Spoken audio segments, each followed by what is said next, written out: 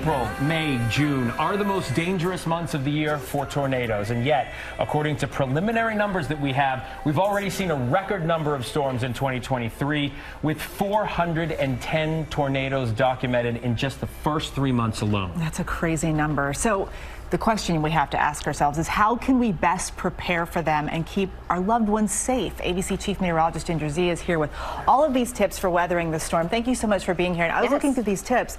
These are tips, some of them I've never seen before, but your first tip is one that you really want to talk about, which is number one, go to a storm shelter. Right, have a shelter. And unfortunately, a lot of people don't have a basement. You know, I grew up with a basement, so that's where we would go. We knew to go there. A lot of folks are now getting those personal storm shelters, but if you don't have one, there are quite a few community shelters. And knowing that one is rated, you see the picture there, we've been to several of them around the country, rated to 250 plus mile per hour. That'll take care of you and make you survive in any tornado. And just to note, you go to a shelter when you have a watch. A watch means the ingredients are there. There's a great, you know, a lot of places have created these graphics to kind of show you what watch and warning. Watch is when you have time, the ingredients are there. Warning means that you have no time. It's too late. You've got to be in the shelter. So there's your taco watch and taco warning, to give you the analogy. And we borrowed that from a firefighter. That's a good one. But they're all over the internet to help you remember. You know, you were down in Rolling Fork. I was as well. We saw the damage. And I talked to a lot of people who said they just couldn't either afford to get to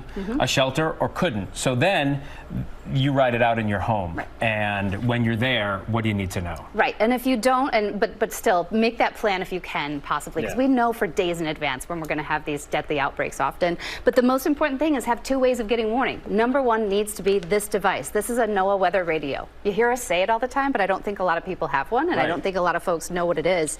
It runs on battery, so it's not power dependent, and it will allow you to program it so that just your specific spot gets this blaring, it'll wake you from a dead sleep, and it'll tell you you have a tornado coming, or other things as well. Making sure you know which county you live in is really important. There was some social science done. A lot of people don't know that. So they get the warning and they're like, I don't know what county that is.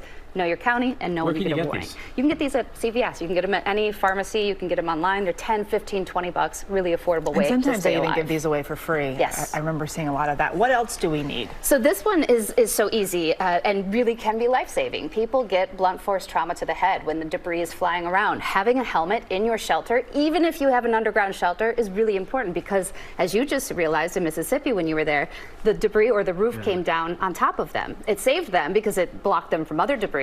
But just in Oklahoma, last week when we had those tornadoes, people had a mattress over them, and that saved them. So anything you can do, protect your head especially, but the rest of your body too.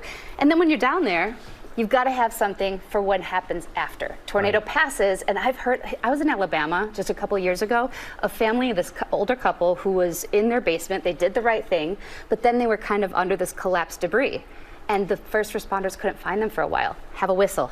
That will allow them. It's very Titanic-like. Right. But you don't need a battery for it. It'll work. Right. Absolutely. And I was saying, I'm right there because I've chased tornadoes for 2 decades. I see a lot of people in that shock state, and that having their medication is really important because you can't get that right away. Having hard-soled shoes. Because nobody's walking around their house in perfect shoes for debris, right? But having those in your shelter area, that way you can wear those out. This you suggest people have this ready to go in their homes or in their shelter. Yep. But also if they have to be in your house, which I know you don't obviously recommend, but still have this. In the place you would go in your home if you had to be there. Correct. You have those helmets because you have to have doubles, right? My kids want to use their bike helmets. I wouldn't have had those in the shelter. We have an extra set and an extra set of shoes. Such great advice for people. Thank you so much. ABC Chief Meteorologist Ginger Zee, thank you for joining us today. Thank you. We're just getting into the heart of tornado season, even though we've had a record number. So we got 3 do months this ahead now. of us. We've all seen the damage that Mother Nature can bring. All right, Ginger. And GMA will be down in Rolling Fork covering that this week as well. Robin there. Well, hey there, GMA fans. Robin Roberts here. Thanks for checking out our YouTube channel. Lots of great stuff here. So go on, click the subscribe button right over here to get more of awesome videos and content from GMA every day, anytime. We thank you for watching, and we'll see you in the morning on GMA.